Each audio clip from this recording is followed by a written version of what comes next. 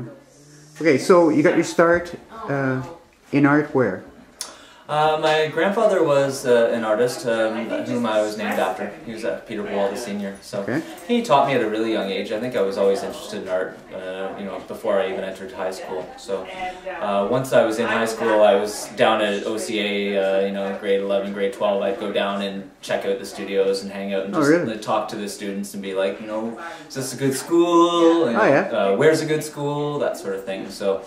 By that point, when it came time to apply to college, I had already known that I wanted to go to Alberta College of Art and Design in Calgary. So oh, really? Okay. It's just one of those sort of lesser known ones, but from an instructor standpoint, it was a fabulous school. So really high ratings from other students that had been there and that sort of thing. So I got accepted to Emily Carr into OCA and was waiting, and finally got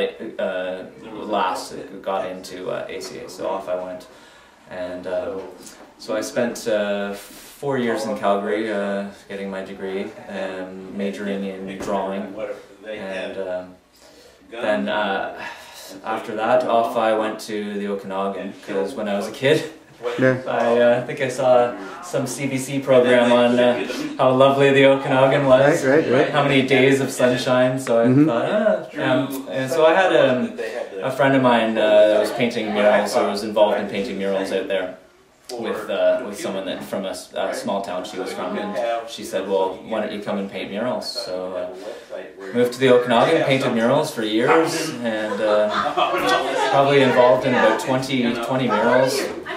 Did a few on my own, did a few just with some colleagues, did a few with massive groups of people, and ended up going back to Calgary, kind of just trying to find a larger art community again.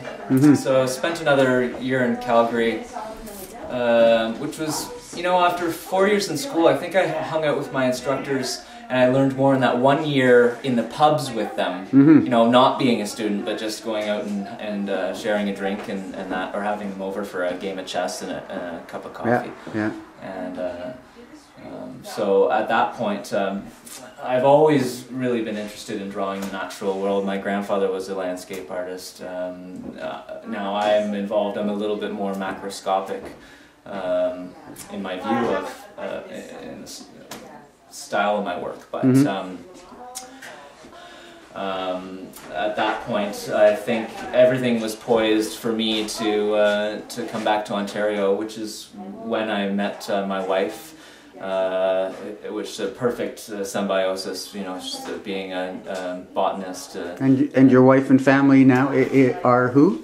Rebecca and Stella is my oldest daughter, and Mildred is my youngest daughter. Stella is your oldest and Mildred's your youngest. And they're both amazing. I actually learn more from them now. And Mildred, the first thing she does when she wakes up is does a drawing. So good. I mean, before she even puts food in her mouth, she's got a pencil, a piece of paper, whatever. Does that remind you of you? Were you the same way? I try to do that. Definitely going to be starting to, I've always done at least one drawing a day, whether it be a field work or something, working on a more resolved piece, or for lack of anything else, you know, working in my sketchbook on some of the more raw, you know, off the top of my head sort of things, or poetry or prose if I don't feel like drawing. Something has to come out every day. And then you mentioned you were getting more familiar with Haliburton. You've been here three years. I've been in Haliburton for 3 years now. We've always been sort of close. We've been developing our property over Lake of Bays, where we've been studying native plants and indigenous plants of the area. So Rebecca grows the plants so we have to go out and find the plants and seed. And so I basically draw what we grow. So we've moved to Haliburton, and I've been quiet. I've been down in my studio, hiding in my studio for 3 years.